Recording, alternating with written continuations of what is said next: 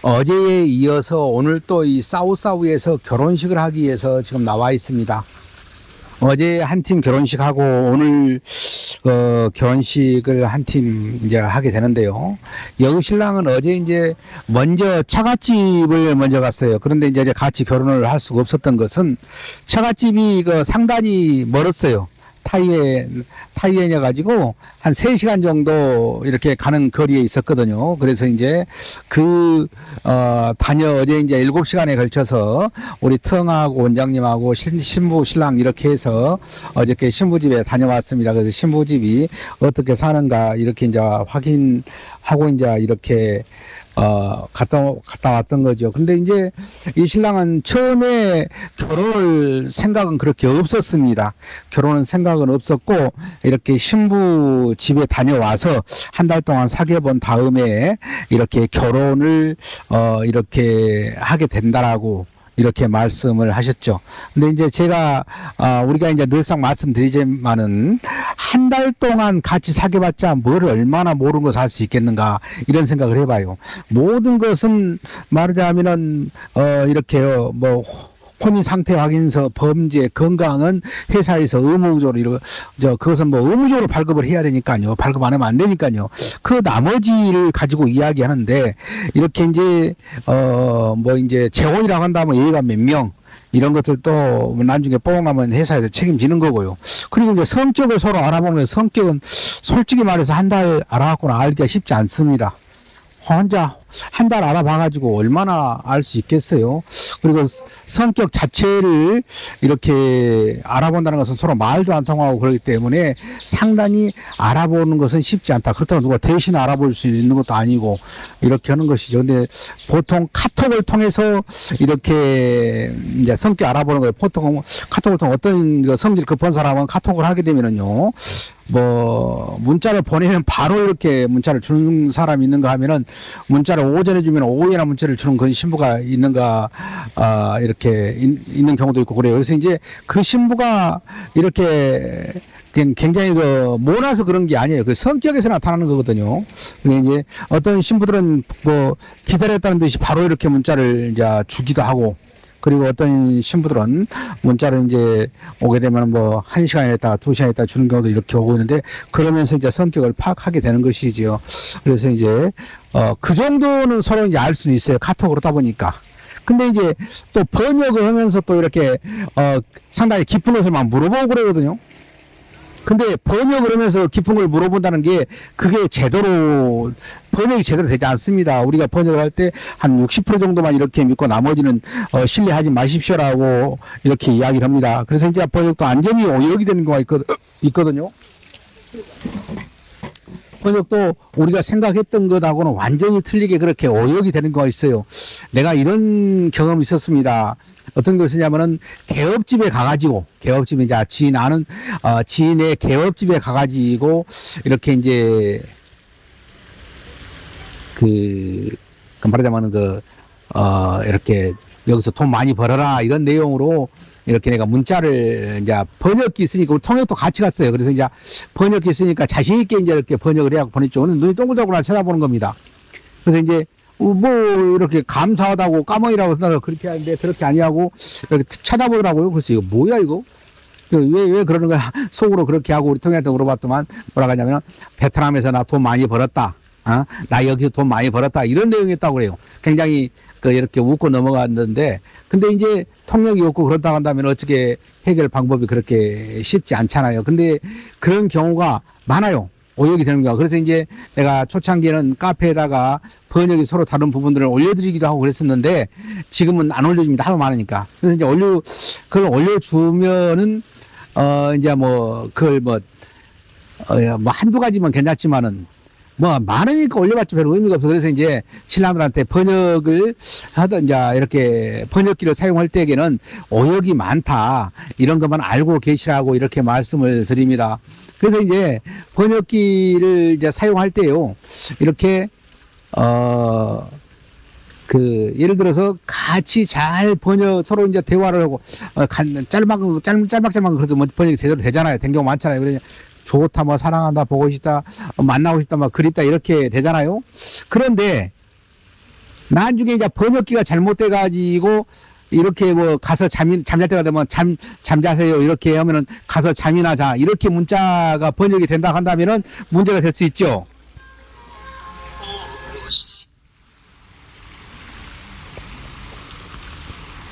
여보세요? 여보세요? 네, 사장님. 예, 예. 예. 예, 알겠습니다, 사장님. 예, 예. 얼른 끊어요, 사장님. 요, 국제전화요. 요, 국제전화다고 얼른 끊어. 예, 예. 그래서 이제 번역기를 이렇게, 이제 문자 흐름을 보면서 서로 이렇게 알아가는 그런 과정이 되지 않습니까? 그래서 이제, 흐름을 이제 보면은 내가 어떻게, 이 신부가 번역이 잘못됐구나, 잘못 말했구나, 이런 것들을 금방 알 수가 있어요. 그러나, 거의 다 할 수 있는 건 아니잖아요. 잘못하면은 오해를 불러일으킬 수가 있다. 예. 그래서 조심해야 한다. 이런 말씀을 이제, 드릴 수가 있겠습니다. 그래서 제가, 이제 말씀을 드리는 게, 진짜로, 번역기를 100% 믿지는 말아라. 그래서 우리가 이런 말씀을 드리잖아요.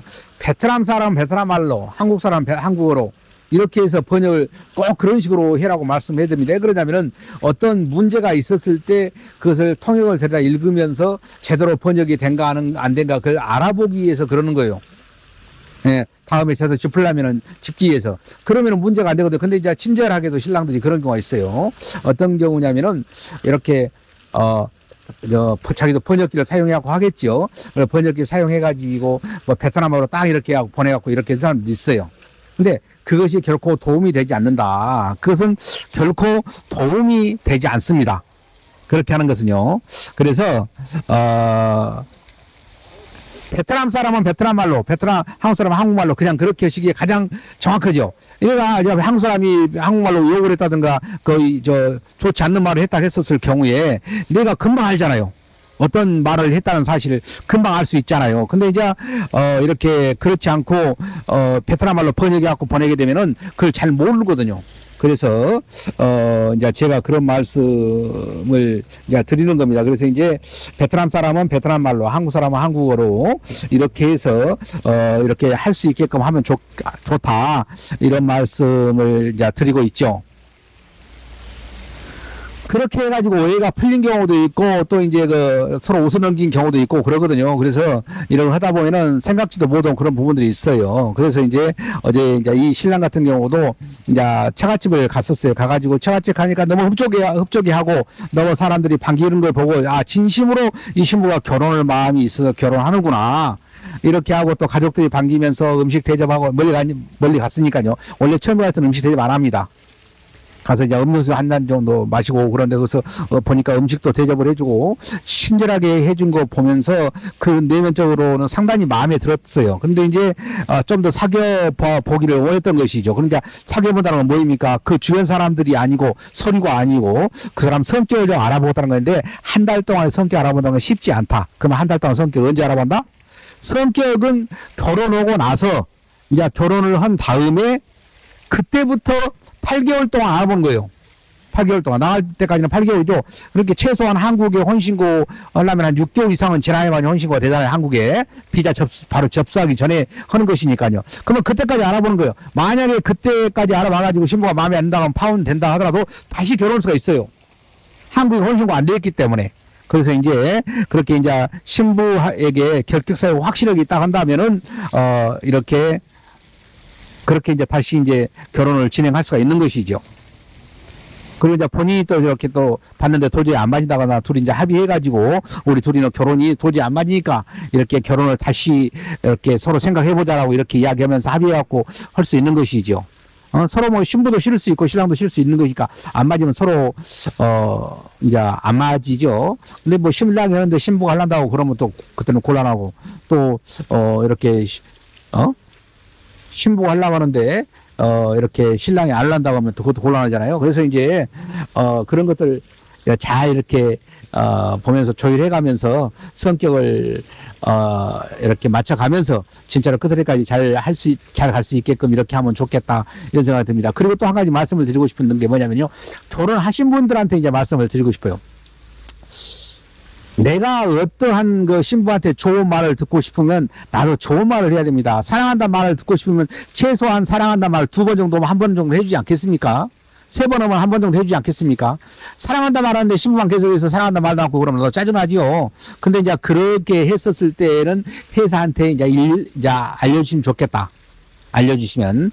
그래서 이제 그런 것들도 하나의 방법이 될 수가 있죠. 그래서 이제 사랑한다, 좋아한다. 아침에 일어나면 이렇게 문자로 이렇게 좋은 아침, 오늘 또 화이팅, 사랑한다, 영원히. 이런 식으로만 적어줘도 그것도 뭐 계속 똑같이 적으면 또 식상하잖아요. 그러면 이제 나중에 좀 바꿔가지고, 좋은 아침, 날씨가 추운데 감기 조심해라 이런 쪽으로 이렇게 또 다시 바꿔서 적기도 하고 이렇게 해서 하면 좋겠죠. 그러나 그 방법은 다 똑같을 거예요. 그러나 신부가 받아들인 느낌은 좀씩 다르지 않겠는가. 그리고 신부 다 알아요. 좀 그래서 성심 성의껏 적고 있구나. 그리고 신경 써서 적고 있구나. 형식적으로 적는 건 아니구나. 이렇게 하면서 그렇게 달라지지 않겠습니까? 똑같아. 느끼는 건 똑같아요.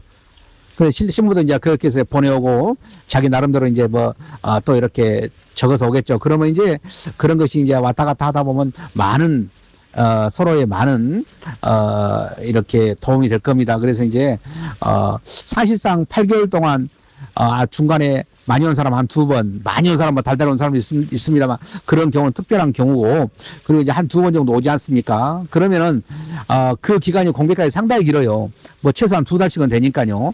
그럼 6개월에도 2달씩 되잖아요. 그럼 3달, 거의 2달 반 정도 된다는 것이 아닌데, 2달 반에 한 번씩 보는데, 한 달 지날 때는 문자를 잘하다가 또 만날 때쯤 되면 뜸해지고 그러거든요. 그것은 그 신부가 못 돼서가 아니라, 그렇게 자동적으로 되는 게 할 말이 없어지는 거예요. 하다 보면 할 말이 없어요. 어떤 사람은 그런 말이에요. 내가 물어본 말하면 대답하고 물어보도 않더라. 그런 말도 하거든요. 근데 그렇게 생각하지 말고 내가 어떤 것을 물어보면 대답이라도 잘했으면 좋겠다. 대답이라도 잘하니까 감사하다. 이렇게 생각을 좀 바꿔보시면 좋겠어요. 어떤 사람들은요, 묻는 말로 대답을 하는 경우도 있어요. 우리 계약서에 보면 이게 있습니다.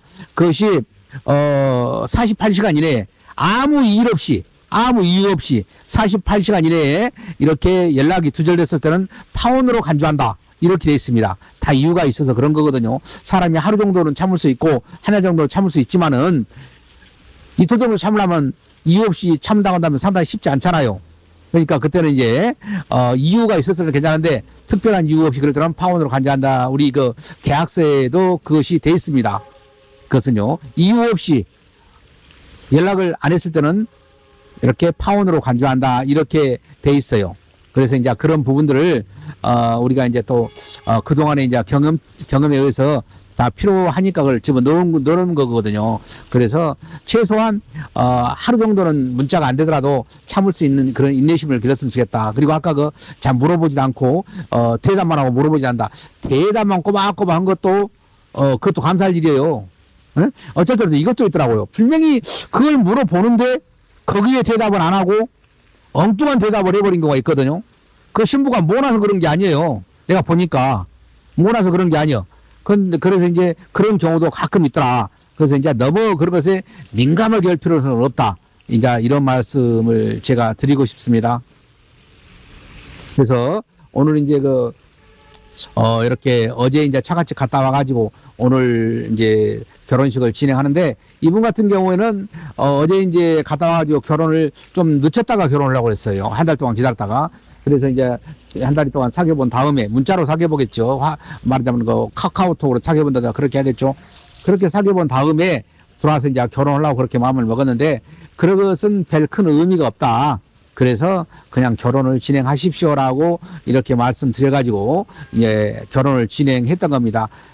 그래서 지금 결혼을 하기 위해서 지금 사우사우에 지금 나와 있다는 말씀을 드리면서 여기서 마치도록 하겠습니다. 감사합니다.